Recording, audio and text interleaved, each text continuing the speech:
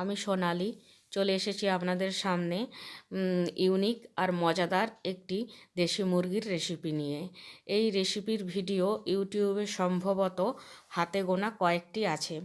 এই রেসিপিটি আজকে আমি বানাবো না, আমার জামাইবাবু বানাবেন। ভিডিওটি স্কিপ না করে প্রথম থেকে শেষ পর্যন্ত দেখতে থাকুন। এটি খেতে যেমন অসাধারণ, এটি বানাতেও সেরকম মজা লাগবে। তাহলে রেসিপিটি শুরু করা যাক। প্রথমে মুরগির মাংসটা খুব ছোট ছোট কুচি কুচি করে কেটে নিয়ে খুব ভালোভাবে পরিষ্কার করে ধুয়ে ম্যারিনেট করে নেওয়া হবে। এবার এতে দিয়ে দেব স্বাদ মতো নুন,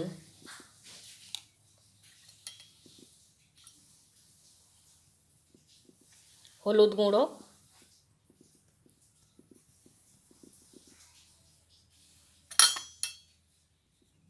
লঙ্কা পাউডার। এটা ঝাল লঙ্কা, ঝালটা আপনারা দেখে শুনে দেবেন, কেননা মশলাতেও দুটো কাঁচা লঙ্কা আমি দিয়েছি।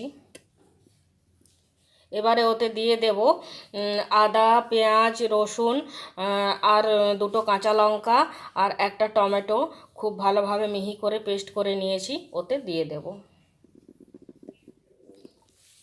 জিরা পাউডার কতটা দেখে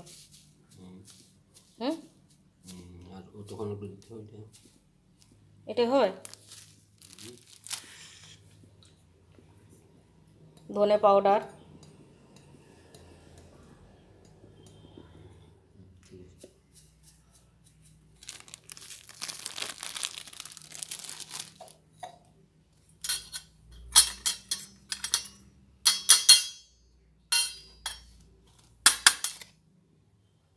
সামান্য গরম মশলা পাউডার, পরে আরও দেওয়া হবে গরম মশলা। এবার ওতে দিয়ে দেব এইভাবে পেঁয়াজ কুচিয়ে নিয়েছি আর কাঁচা লঙ্কা দুফালি করে নিয়েছি, ওতে দিয়ে দেব।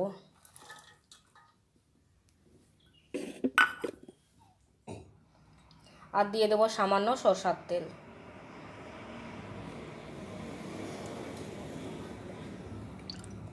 দিয়ে এবার উনি মাখিয়ে নেবেন। মাখেন।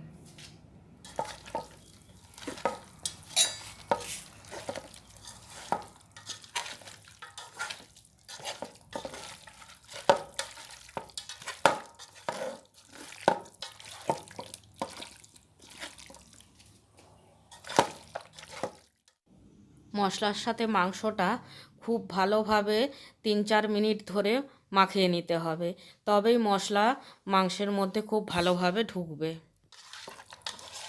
দারুণ সেন্ট আসছে বন্ধুরা এই মশলা দিয়ে মাখানোর সময়েই। তাহলে ভাবুন, এখনই মশলাটা ম্যারিনেট করা হচ্ছে, এখনই এত সেন্ট আসছে, তাহলে খাওয়ার সময় কীরকম লাগবে। এই মাংস পিঠাকে আদিবাসীরা বলে জিল পিঠা। জিল কথার অর্থ হলো মাংস। তো আমাদের এখানের আদিবাসীরাও একে জিল পিঠা বলে, আর ঝাড়খণ্ডের ওখানের আদিবাসীরাও একে জিল পিঠা বলে।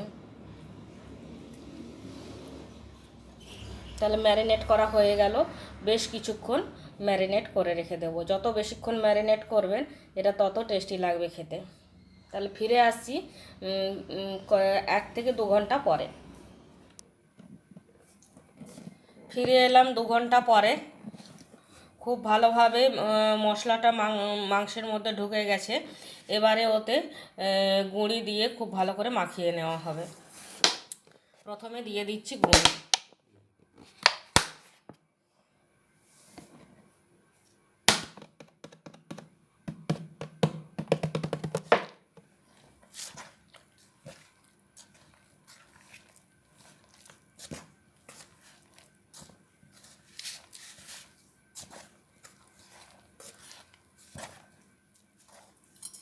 গুঁড়িটা কিছুটা মাখানো হয়ে গেছে, আর মাখানো যাচ্ছে না। এবারে ওতে দিয়ে দেব হালকা গরম জল।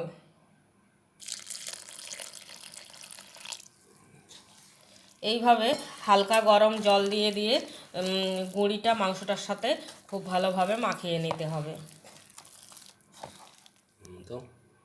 এবারে ওতে দিয়ে দিচ্ছি নুন। নুনটা একটু দেখে শুনে দেবেন, কেননা মাংস যখন ম্যারিনেট করা হয় তখনও নুন দেওয়া হয়েছিল।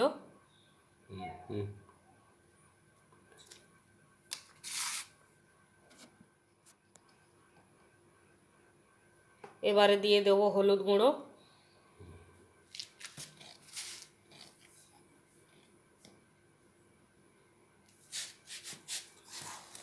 দিয়ে আবারও মাখিয়ে নেওয়া হচ্ছে।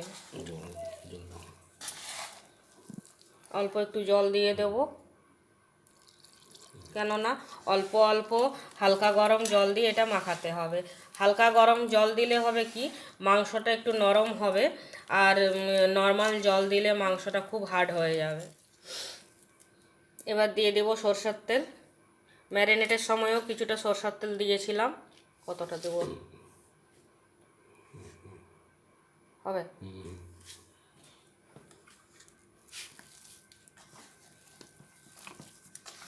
সমস্ত মশলা, তেল, নুন, হলুদ এগুলো আপনারা আপনাদের আন্দাজ মতো দেবেন। এবারে ওতে দিয়ে দিচ্ছি আরও খানিকটা গরম মশলা।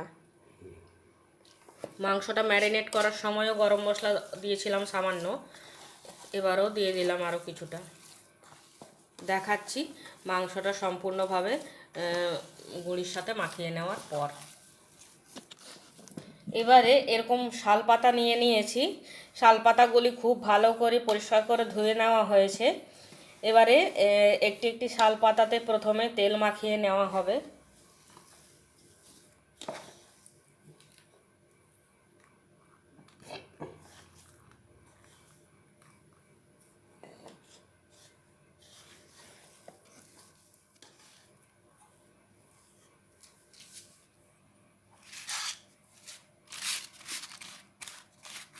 খুব ভালোভাবে এই সরষের তেলটা শালপাতায় মাখিয়ে নিতে হবে চারিদিকে, না হলে পিঠেটা হয়ে যাওয়ার সময় এই পাতা থেকে ছাড়বে না।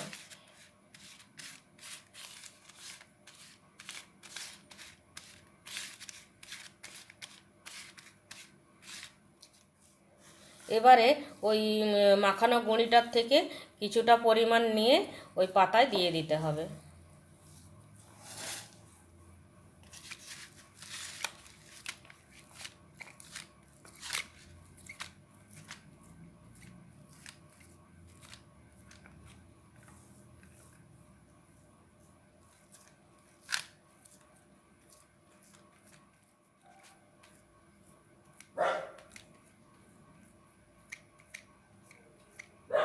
এমনভাবে এই গুঁড়ি আর মাংসের মিশ্রণটাই পাতায় দিতে হবে যেন গুঁড়িটার সব দিকেই মাংস থাকে, না হলে শুধু গুঁড়িটা খেতে ভালো লাগবে না।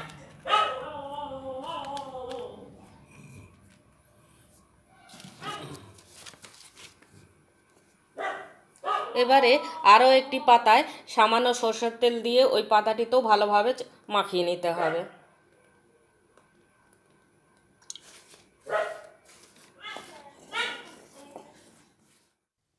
এবারে ওই তেল মাখানো আরেকটি পাতাও মাংস পিঠাটির ওপরে ঢাকা দিয়ে দিতে হবে, তাহলে তৈরি হয়ে গেল একটি পিঠে। এইভাবে সব পিঠেগুলি বানিয়ে নেওয়া হবে। তাহলে ফিরে আসছি সব পিঠেগুলি রেডি করে নেওয়ার পর। সব পিঠেগুলো পাতায় নেওয়া হয়ে গেছে, মোট 8টা পিঠে হয়েছে। এরপর পিঠেগুলো পুড়িয়ে নেওয়ার পালা।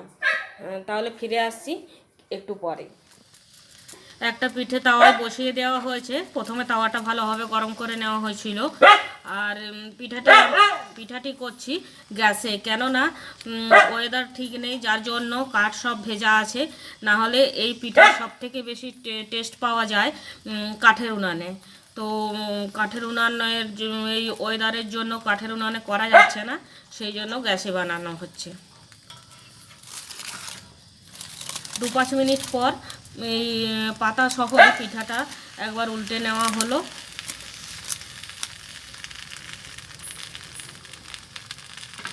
ফিরে আসছি কিছুক্ষণ পর। 2 মিনিট ছাড়া 2-3 বার উল্টে দেওয়ার পর এইভাবে নোড়া চাপা দিয়ে রাখতে হবে, তাহলে খুব ভালোভাবে মাংসটা রোস্ট হবে। নোড়া না হলেও ভারী কোনো জিনিস দিয়ে চাপা দিতে হবে। ফিরে আসছি কিছুক্ষণ পর। এই যে বন্ধুরা, ধীরে ধীরে মাংস পিঠার রাউন্ড হচ্ছে। এটা একটু খুলে দিবি, খুলতে দিই। এই যে দেখুন, এখনো অনেক দেরি হতে।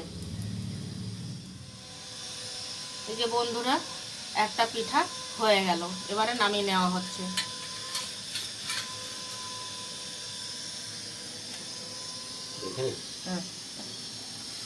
এই যে আরেকটা দিয়ে দেওয়া হলো। এইভাবে সব পিঠেগুলো বানিয়ে নেওয়া হবে। যে পিঠাটি হয়ে গেছে সেটি ছাড়িয়ে নেওয়া হয়েছে। এরকম হয়েছে পিঠাটি।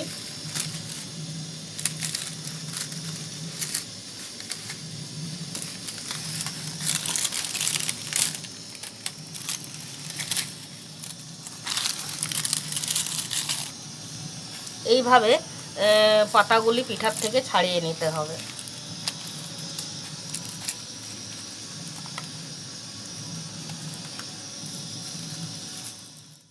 পিঠাটি একটি অন্য জায়গায় তুলে নিলাম।